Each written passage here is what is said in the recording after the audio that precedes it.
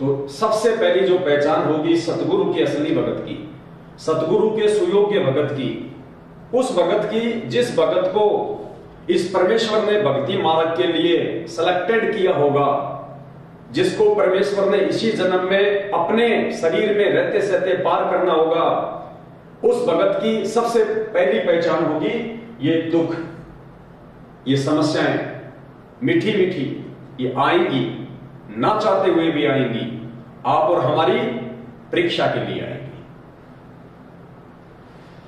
दूसरी सबसे बड़ी पहचान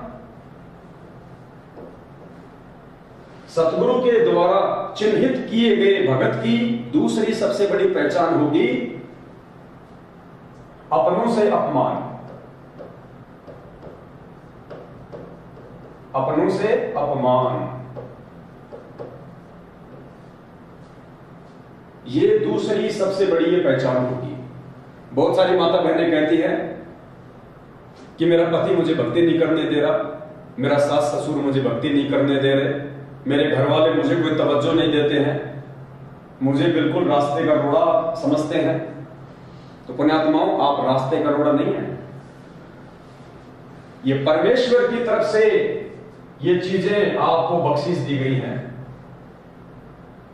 अपनों से अपमान यदि आपको मिल रहा है, यदि आपके रिश्तेदार आपको नापसंद करने लग गए हैं जब से आपने नाम दीक्षा ली है, यदि आपकी पत्नी, यदि आपका पति, यदि आपके पुत्र और पुत्रियां जो अनुपदेशी हैं और आपके उपदेश प्राप्त करने के बाद यदि वो आपको नापसंद करते हैं, आपकी भक्ति क्रियाओं से यदि वो परहेज करते हैं, आपको बिल्कुल मूर्ख समझते हैं, तो आप जी यकीन मानना, आप जी परमेश्वर के द्वारा भक्ति मार्ग पे सिलेक्टेड है।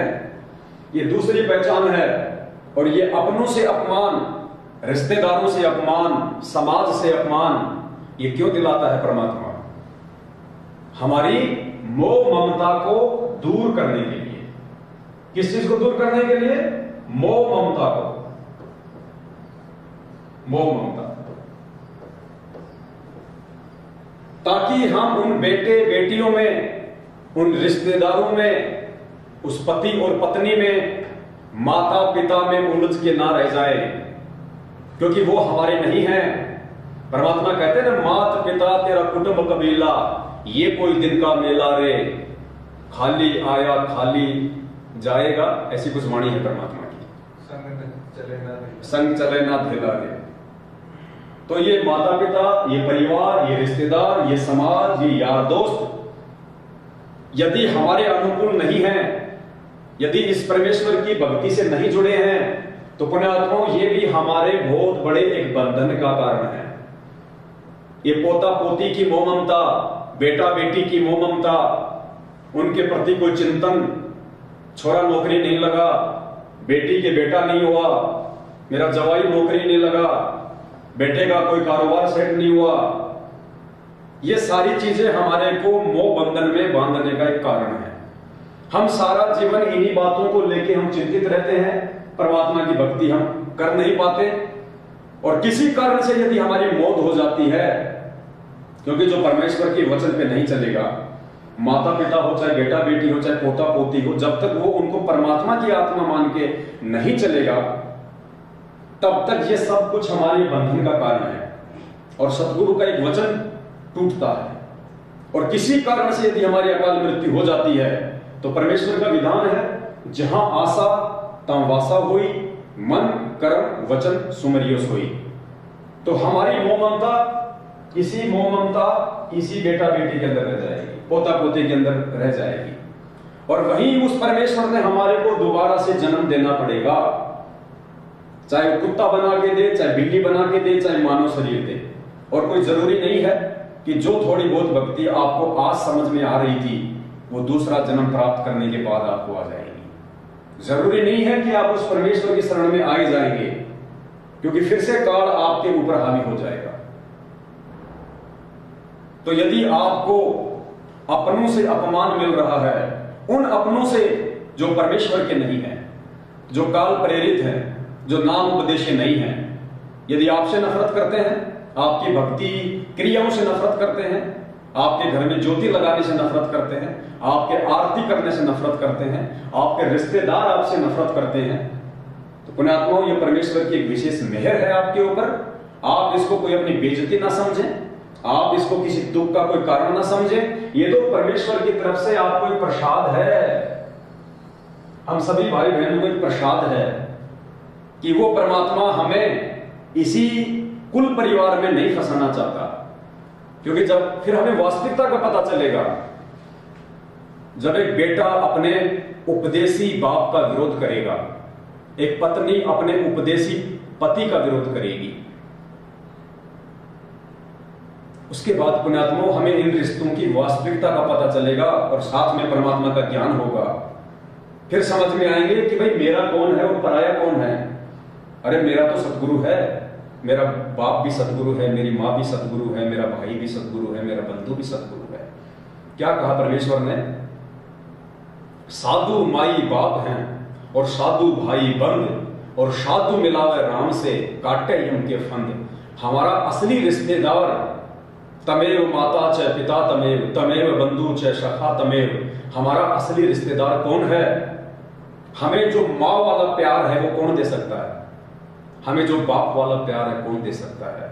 दोस्त वाला प्यार कौन दे सकता है? बहन वाला प्यार कौन दे सकता है? केवल ये सतगुरु, ऑल इन वन।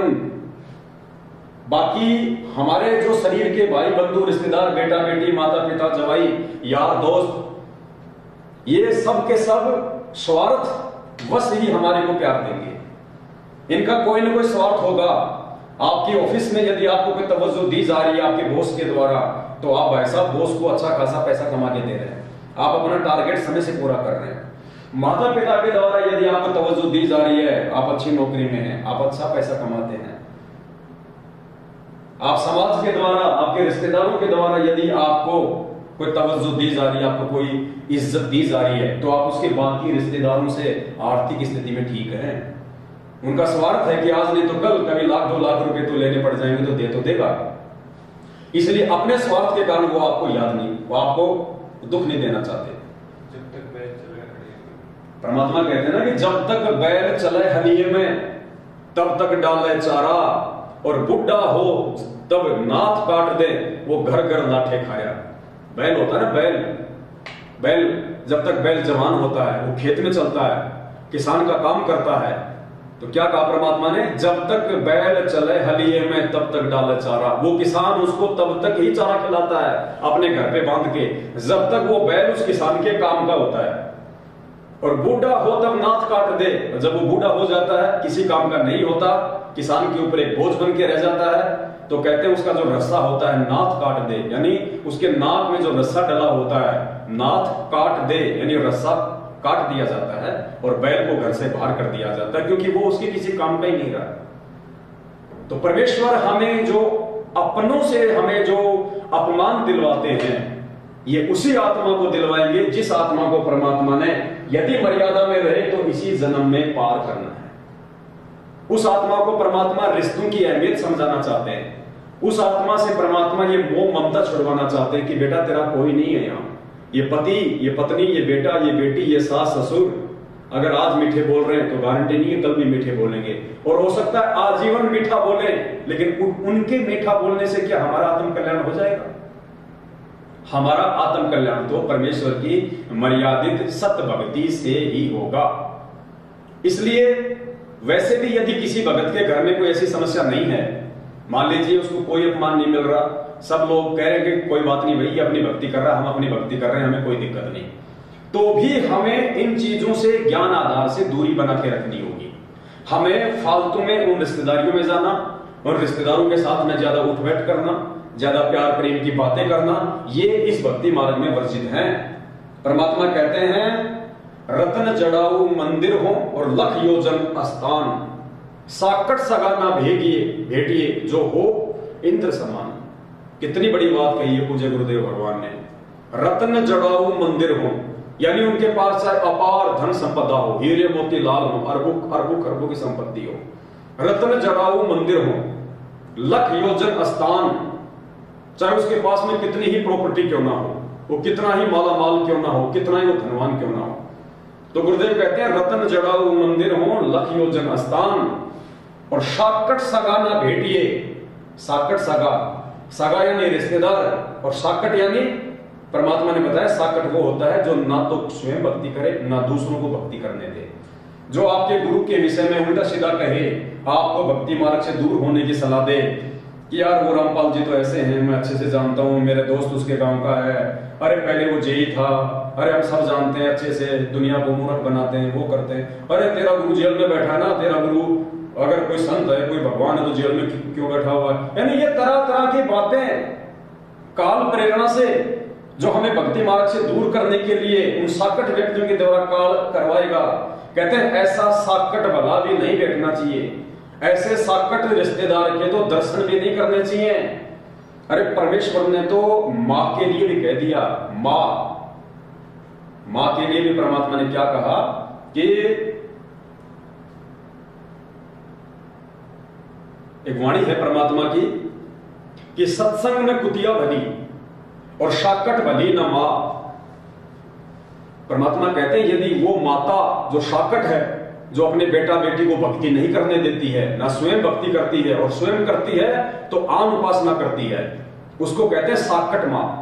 तो परमेश्वर कहते हैं कि सत्संग में कुतिया भली और शाकट भली न मां।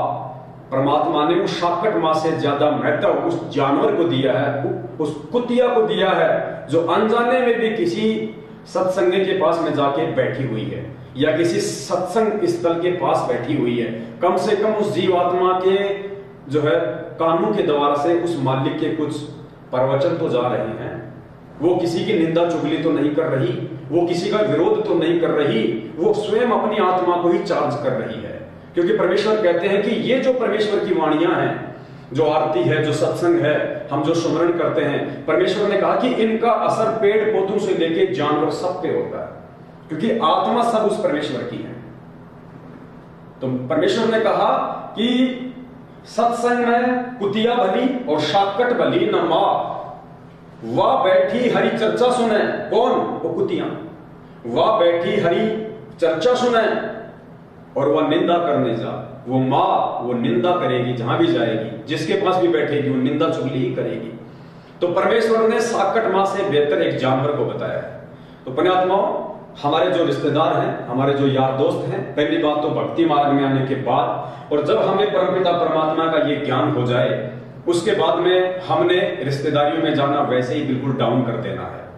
यदि आपके रिश्तेदार इस परमात्मा से जुड़े हुए नहीं हैं तो, क्योंकि वो आपको कोई भी सही मार्गदर्शन नहीं दे सकते, वो आपको कोई भी सही सलाह नहीं दे सकते, उनके पास में बैठना ही अपनी भक्ति को जो है बर्बाद करना है। क्योंकि परमात्मा ने अपनी एक वाणी में बताया कि दुनिया से थी दोस्ती और पड़े भजन में भंग, एका एक ही राम से या साधु के संग। दुनिया से थी दोस्ती, वो दुनिया में आ गए वो लोग जो हमारे गुरु जी के भगत नहीं है, जो हमारे गुरु भाई बहन नहीं है, वो दुनिया की कैटेगरी में आ जाते हैं।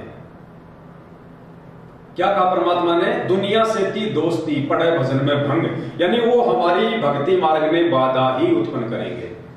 तो दुनिया से थी दोस्ती पड़े भजन में भंग, फिर क्या आदेश दिया परमात्मा ने भगत को? उसको क्या करना चाहिए? एक का एक ही राम से। अगर तुम अकेले हो तो अपने परमेश्वर से लगे रहो, अपने गुरुदेव के संपर्क में रहो।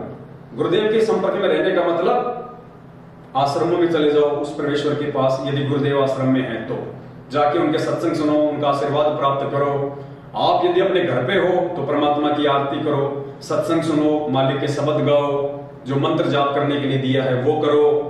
तो कहते हैं एक का एक ही राम से या साधु के संग, या फिर अपने भगत भाई बहनों से कोई चर्चा हो जाए।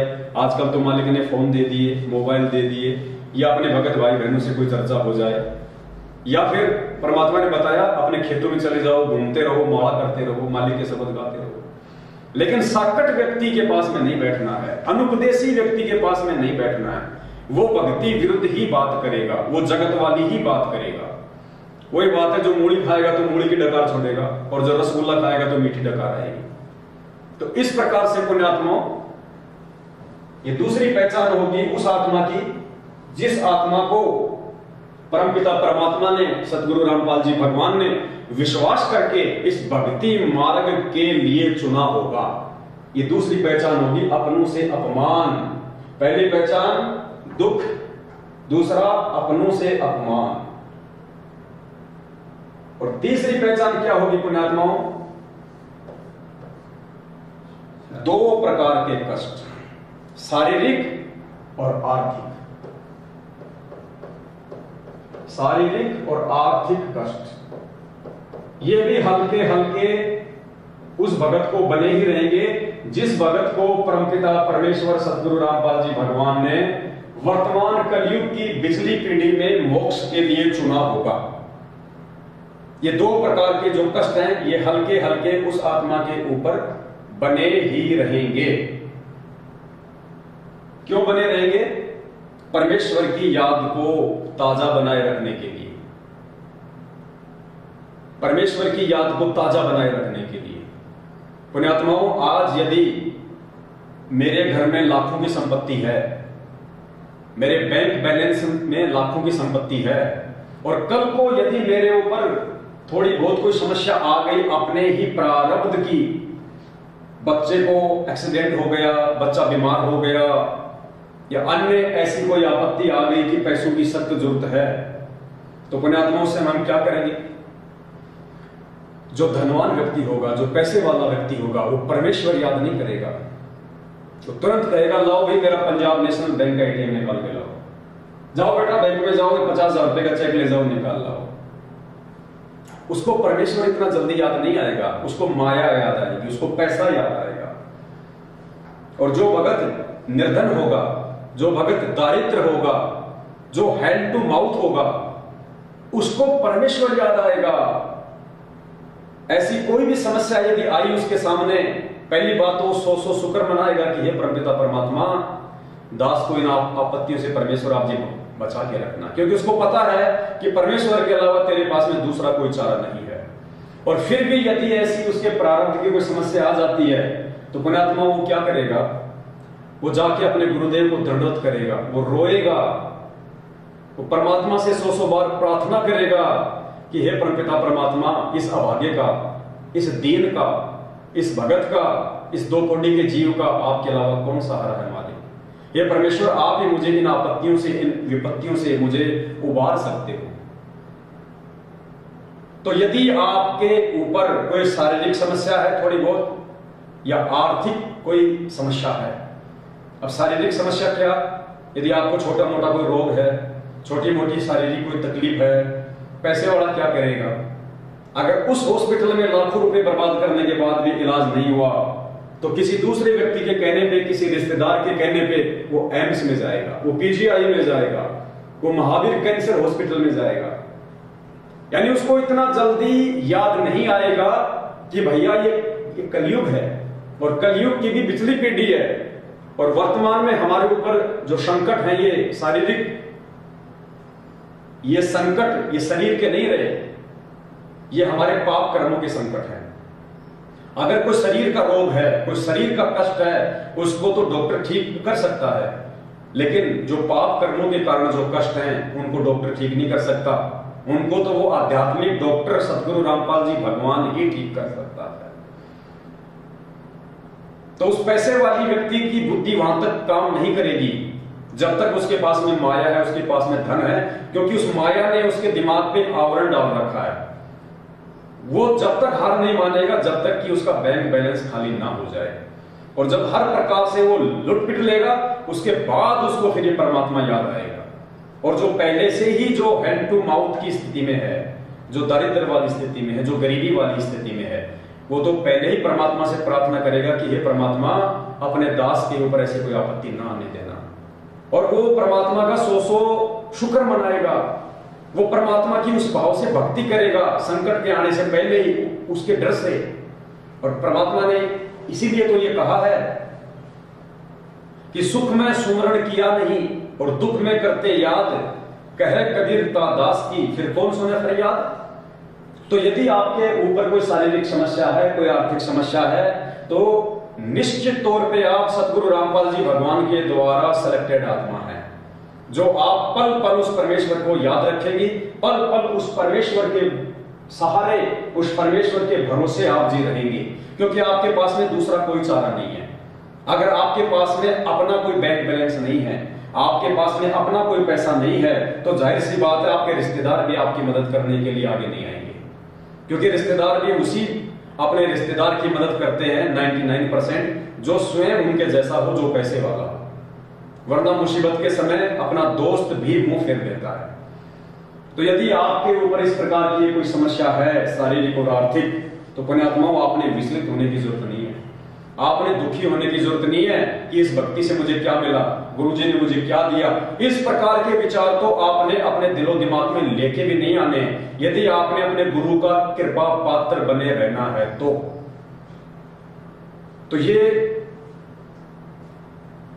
जो समस्याएं हैं, जो परेशानियां हैं, ये उसी भगत के ऊपर आएंगी, उसी भगत के साथ ये तीनों समस्याएं लगातार साईं की तरह ये चलेंगी, जिस भगत को सतगुरु रामपाल जी भगवान ने सिलेक्टेड किया हो। आप ये ना सोचिए कि मैं भक्ति कर रहा हूं, मेरे ऊपर आर्थिक समस्या क्यों है। ये आर्थिक समस्या आपको आपके सतगुरु ने दी है। सतगुरु रामपाल जी भगवान ने जानबूझ के आपको आर्थिक समस्या दी है। आप कहेंगे मैं तो ज्योति भी करा रहा हूं, मैं तो पाठ भी करवा रहा हूं, मैंने तो दान भी खूब कर दिया, फिर मेरे ऊपर आर्थिक समस्या क्यों। परमात्मा आपको वो आर्थिक समस्या नहीं आने देगा जिससे आपको भीख मांगनी पड़े। परमात्मा वो आर्थिक समस्या नहीं आने देगा जिससे आप लोगों के सामने हाथ फैलाएं। कब? जब तक आप मर्यादा में रहेंगे, और ये आ रही है मर्यादा में रहते सहते, तो ये आप जी अपना शुक्रिया अदा करना उस परमपिता परमात्मा का कि परमेश्वर ने आपको भक्ति रूपी अखाड़े के लिए खड़ा किया हुआ है, क्योंकि ये आर्थिक समस्या जानबूझ के परमेश्वर ने दी है। हम परमेश्वर का एक सत्संग है, हम उसका सहारा लेंगे, उस सत्संग से आपको समझ में आएगा। क्योंकि पुण्यात्मा बिना ज्ञान के अमूमन 99% भक्तों की यही सोच होती है कि अगर मैं जितना दान धर्म करूंगा मुझे परमात्मा उतना ही पैसा देगा, परमात्मा मुझे उतना ही धन देगा जितना मैं परमेश्वर को दान धर्म करूंगा। लेकिन पुण्यात्माओं देगा परमात्मा, ये मालिक का विधान है कि धर्म तो धसके नहीं धसके तीनों लोग, खैरायत में खैर है कीजिए आत्मपोख। और परमेश्वर ने द्रौपदी के विषय में कहा था कि 4 युगों में देख लो हमने किसका राख्या मार, कि 4 युगों का इतिहास उठा के देख लो, जिसने हमारी सेवा की है, जिसने हमें दान धर्म दिया है, हमने अगर किसी का भी रखा हो तो ये 4 युगों में देख लो हमने किसका राख्या मार, हमने किसका पैसा मार के रखा है, हमने किसकी सेवा मार के रखी हुई है। समय आने पे परमात्मा ने उसको दिया है। लेकिन वर्तमान में दान धर्म करते करते भी यदि परमात्मा आपको विशेष आर्थिक राहत नहीं दे रहा है, केवल आपका रोजी रोटी का काम चल रहा है, आपकी आवश्यकता ही पूरी हो रही है, तो यह परमात्मा की आपके ऊपर एक विशेष रजा है, एक विशेष मेहर है। और इस मेहर और रजा को आप जी परमात्मा के इस सत्संग से समझ पाएंगे कि परमेश्वर ने ऐसी रजा और मेहर अपने भक्तों पे क्यों की और अपने कौन से भक्तों पे परमात्मा ये मेहर करता है। ये सत्संग परमपिता परमात्मा का आपको समझाएगा।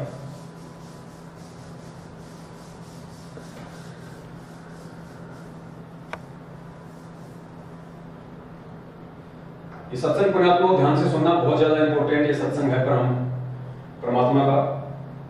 आपकी आंखें खोलने वाला ये सत्संग है परमपिता परमात्मा जी का, जिससे आपको दृढ़ता मिलेगी, आपको एक विश्वास मिलेगा इस भक्ति मार्ग के ऊपर। आप जी विचलित नहीं हो सकते। तो पुण्यात्मा दान के विषय में हम आम भक्तों की जो ये सोच है, जो ये धारणा है कि हम गुरुजी को जितना धन देंगे, हम गुरुजी को जितना दान करेंगे, गुरुजी उतना ही ज्यादा हमारे को धन देंगे, हमारे को पैसा देंगे, हमारी आर्थिक स्थिति को सुदृढ़ कर देंगे। बात तो बिल्कुल सत्य है, क्योंकि परमात्मा की वाणी है कि दान की धन चाहिए तो दान कर और मुक्ति चाहिए तो सुमर नाम। ये मालिक की वाणी है कि अगर तुझे धन चाहिए तो ज्यादा से ज्यादा दान कर, उसके प्रतिफल में परमात्मा आपको खूब सारा धन देगा। और अगर आपको मुक्ति चाहिए तो आप जी नाम का सुमरण करो। तो यहां पे जो परमेश्वर कह रहे हैं कि धन चाहिए तो दान कर, पुण्यात्माओं ये शब्द परमात्मा के उन आत्माओं के लिए है जो आत्माएं मोक्ष की अधिकारी आत्माएं नहीं हैं, जिनको परमात्मा ने इसी जन्म में पार नहीं करना है, या आज से पहले परमेश्वर जिन जिन युगों में आए हैं, क्योंकि वो मोक्ष का समय नहीं था, मोक्ष का पीरियड नहीं था, उस समय परमात्माओं ने केवल दान धर्म और पांचों यज्ञ के बलबूते पे उन आत्माओं को आत्मिक रूप से मानव जन्म प्राप्त करवाने के लिए रिचार्ज करना था। इसलिए परमात्मा ज्यादा से ज्यादा उनके प्रतिफल में, ताकि उनका विश्वास बढ़े, वो भक्ति ना छोड़े, वो सदगुरु के चरणों में लगे रहे, इसलिए परमात्मा उनको दान के प्रतिफल में ज्यादा से ज्यादा उनको धन दिया करते थे। लेकिन ये जो वाणी है, ये पुण्यात्माओं आज उन आत्माओं पे लागू नहीं होगी जिन आत्माओं को परमात्मा ने इस पिछली पीढ़ी के मोक्ष पीरियड में आज ही पार करना है। तो क्या लागू होगा आज वाली आत्माओं के ऊपर? ये परमेश्वर का अनमोल सत्संग लागू होगा, जिसमें परमात्मा कह रहे हैं, क्योंकि एक भगत था, जब उस भगत ने परमेश्वर का ये सत्संग सुना तो भगत ने कहा कि गुरुदेव, हम तो इसलिए ज्यादा ज्यादा दान धर्म करते हैं कि हमें धन ज्यादा मिले, और आप इस वाणी में कह रहे हो कि दानी को नहीं देत हूं ना राखूं वर्ष करोड़, ये माया है सूम की कंजूस व्यक्ति की और बंधी सूम दल डोर। कि ये जो माया है ना, माया, जो भगत मुझे दान करेगा ना उसको मैं धन नहीं दूंगा, ये धन, ये माया मैं उस कंजूस भगत को दूंगा, उस कंजूस व्यक्ति को दूंगा जो केवल धन प्राप्ति के लिए ही मेरे से जुड़ा हुआ है, ना कि मोक्ष के लिए। तो फिर भगत ने कहा कि परमेश्वर, यदि आप अपने दानी भगत को धन नहीं दोगे तो क्या दोगे? तो परमेश्वर ने कहा कि दानी को तो देत हूं ज्ञान ध्यान विश्वास, भक्ति गरीबी बंदगी जो निपजे निज दास। कि जो मेरा दान करने वाला जो भगत होगा, और दान जो केवल अपने आत्म कल्याण के लिए करेगा, अपने मोक्ष के लिए करेगा, ऐसे दानी भगत को मैं धन ज्यादा नहीं दूंगा, धन केवल उसको हैंड टू माउथ दूंगा, उसकी आवश्यकताओं की पूर्ति होती रहे, बस इतना ही दूंगा। मीठा मीठा उसको धन का अभाव रहे, ताकि वो परमेश्वर को याद करता रहे, इतना ही दूंगा। बाकी उसको क्या दूंगा? दानी को तो देत हूं, क्या क्या देगा परमेश्वर? मालिक ने कहा कि दानी को तो देत हूं ज्ञान ध्यान विश्वास भक्ति गरीबी और बंदगी। क्या कहा परमात्मा ने? कि जो भगत मुझे दान करेगा अपने आत्मा उद्धार के लिए, इसी जन्म में मोक्ष प्राप्त करने के लिए, तो परमेश्वर कहते हैं ऐसे दानी भगत को मैं अधिक धन नहीं दूंगा, उसे मैं अभाव में रखूंगा, और मैं उसे वो वस्तुएं प्रदान करूंगा जो वस्तुएं उसके मोक्ष मार्ग में उसकी सहायक होंगी। तो कौन कौन सी वस्तुएं? ज्ञान, ज्ञान से उसको सही और बुरे कर्मों का मालूम पड़ेगा, सही गलत का निर्णय कर पाएगा। कि कहे कबीर सोए जन मेरा, जो नीर खीर का करे नहीं मेरा। तो ज्ञान से ही उसको सही और गलत, कौन से कर्म भक्ति मार्ग पे करने चाहिए, कौन से कर्म नहीं करने चाहिए, कौन से वो कर्म करने से सदगुरु की मर्यादा और वचन टूटेगा, और कौन से कर्म ना करने से हम परमेश्वर के नजदीक बने रहेंगे। तो सबसे पहले क्या बताया परमात्मा ने? ऐसे भगत को मैं ज्ञान दूंगा, फिर मैं उसको ध्यान दूंगा, भक्ति में उसका ध्यान लगे, सत्संगों में उसका ध्यान लगे, अपने गुरुदेव के चरणों में उसका ध्यान लगे, उसका मन विचलित ना हो, उसका मन कहीं इधर उधर ना भटके, विषय वासनाओं में ना भटके, काम क्रोध मद लोभ में ना भटके, आवारागिरी में ना भटके। इसलिए परमेश्वर उसको ध्यान देंगे। विश्वास, ताकि वो दृढ़ता के साथ में भक्ति करे, अपने सदगुरु के ऊपर उसका विश्वास बन जाए कि मेरे गुरुदेव के अलावा इस पृथ्वी पे अन्य कोई पूर्ण संत नहीं है, कोई भी मोक्ष प्राप्त करवाने वाला महापुरुष नहीं है, मेरे गुरुदेव ही सकलों के राजा हैं, यही स्वयं साक्षात कबीर भगवान है। उसको मैं विश्वास दूंगा ताकि दृढ़ता के साथ भक्ति मार्ग पे टिका रहे। भक्ति देगा परमात्मा उसको, तीनों समय की आरती सही समय पे करे, जो सुमरण परमेश्वर ने दिया है मर्यादा में रह के करे, समय समय पे परमेश्वर के चरण कमलों में सत्संगों के लिए वो जाता रहे, उसके भाव बने रहे, उसकी श्रद्धा बनी रहे, तो परमेश्वर उसको भक्ति देंगे। गरीबी, ताकि मेरे भगत को काल ना ठग ले, मेरा भगत कहीं बिगड़ ना जाए, मेरा भगत कहीं ज्यादा से ज्यादा धन प्राप्त करके मायाधारी बनके और अपने जो भक्ति कर्म है उनसे विचलित ना हो जाए, मेरे भगत के अंदर मीठा मीठा एक मतलब भाव बना रहे। अगर उसमें गरीबी रहेगी तो परमात्मा उसके नजदीक रहेगा, क्योंकि हर स्थिति में वो परमात्मा को ही याद करेगा, हर स्थिति में परमात्मा को ही अपना सहारा और साथी समझेगा। इसलिए मैं उसको गरीबी दूंगा। बंदगी यानी सेवा भाव, आधीनता, परोपकार का कार्य करना, परमार्थ के लिए निस्वार्थ भाव से आगे बढ़ना भक्ति मार्ग पे, तो परमेश्वर कहते हैं कि मैं उसको बंदगी दूंगा। तो ये सारी चीजें पुण्यात्माओं के भक्तों को मिलेगी, ये उन विशेष आत्माओं को मिलेगी जो विशेष आत्मा परमात्मा ने इस कलयुग की पिछली पीढ़ी में मोक्ष के लिए सेलेक्ट कर रखी होंगी। अब सुनिए आप परमपिता परमात्मा जी का ये सत्संग, और एक एक चीज आपको क्लियर हो जाएगी कि वास्तव में ये जो दुख, ये जो समस्याएं, ये जो अपनों से जो ये अपमान है, ये हमें क्यों मिल रहा है। फिर हम इन चीजों से दुखी नहीं होंगे, इन चीजों से फिर हम टूटेंगे नहीं, क्योंकि हमें ज्ञान आधार से इस बात का पता चल जाएगा कि ये सारी चीजें, ये सारी घटनाएं जो मेरे साथ में घटित हो रही हैं, जिनको मैं एक समस्या मान रहा हूं, ये समस्या नहीं, ये तो वरदान है मेरे लिए, मेरे सतगुरुदेव जी की तरफ से ये सत्संग सुन के, क्योंकि परमात्मा मुझे इसी जन्म में मुझे पक्का हीरा बनाना चाहते हैं। मुझे आग में तपा तपा के ऊपर ज्ञान आधार रुपया थोड़े की चोट मार मार के मेरी कोई वस्तु बनाना चाहते हैं, जिससे कि मेरी बाजार में मेरी कोई कीमत बने। ये सत्संग अब आपको समझाएगा कि परमेश्वर दान करने वाले भगत को अधिक धन क्यों नहीं देता, भक्ति करने वाले भगत को परमात्मा थोड़ी बहुत दुख और तकलीफों में क्यों रखता है, और कैसे वो दुख और तकलीफ हमारे लिए वरदान है, और कैसे वो माया आगे चल के भगत के लिए संकट बन जाती है। ध्यान से ये सत्संग सुनिए परमपिता परमेश्वर जी का।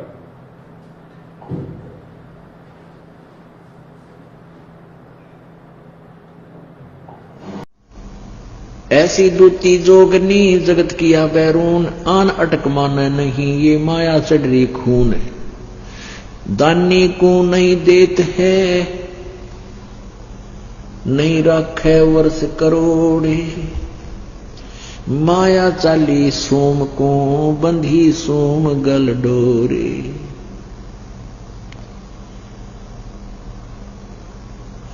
अब क्या बताते हैं कि परमात्मा माया, जो दानी व्यक्ति होते हैं वो संग्रह संचन नहीं करते, और जो सूम होते हैं, जो कंजूस होते हैं, उनके पास माया का संग्रह घना होता है। तो क्या बताते हैं, या माया मेहरी भई गई सोम दरबार।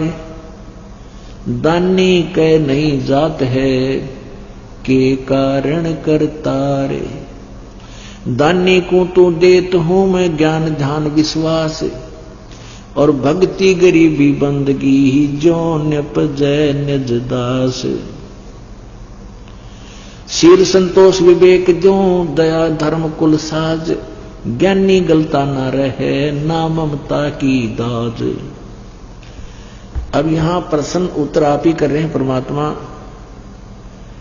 के, हे परमात्मा, या माया जो है दान करने वाले भगत के घर पे, दानी के घर इतनी माया जैसे औरों के पास होती है, लोग दिखावा करते हैं, तो भक्ति से परिचित व्यक्ति इस माया के घना पीछे नहीं लगता। तो यहां प्रश्न किया है कि दानी के नहीं जाते हैं क्या कारण करतार। तो परमात्मा कहते मैं अपने भगत के पास इस विष को घना नहीं रहने देता, और ज्ञानी दानी को तो देत हूं मैं ज्ञान ध्यान विश्वास, और भक्ति गरीबी बंदगी ही जो न्यपजय निज दास।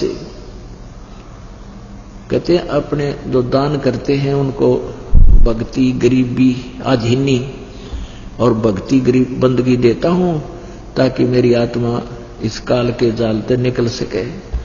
और माया तो इस जीव की बेड़ी है, गले पैरों में पड़ जाती है। शील संतोष विवेक जो दया धर्म कुल साज, यानी भक्त को तो मैं शील संतोष विवेक, विवेक क्या बताते हैं कि जैसे यही विवेक है भाई, माया परमात्मा साईं इतना दीजिए जिसमें कुटुंब समावे, हम भी भूखे ना रहे, अतिथि ना भूखा जावे।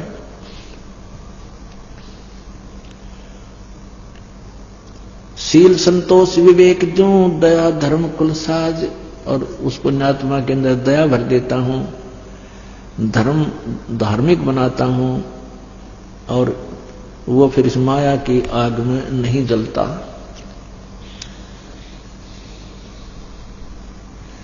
माया प्रत्यक्ष काल है ये माया प्रत्यक्ष देव, और माया राजक राम है भोजन जोगी सेव। घेरे घारे काल है और सचे सर्वस जाए, ले डूबे गीतास को या माया जीवित खावे। कहते हैं जो संचित करते हैं, जोड़ते हैं, संग्रह करते हैं, वो तो खराब करेगी, ये तो काल है तेरा। भक्ति में स्नान करे आगे से मत रोक, चलती को तू चलन दे हंसा पावे मोख। साच बाच कर क्या कह रहे ये मुक्ता रहना संत, भोजन जोगी लीजिए या के बड़े बड़े दंत। गरीब रावण का कुल वंश सोने डूब गया दैमाही, रावण का कुल वंश सुन डूब गया दैमाही, और संचत संचत ना थक्या और पाया गाम न ठाई। माया कहते रावण के लिए माया जोड़न तो छह क्या नहीं, और फिर कहते हैं कि ते नामो निशान नहीं रहा हुआ, माया यही रहेगी। माया जोड़ सूम लगी पाप की पीठ, और साधु नैन ना देखते ये माया कौआ बीट।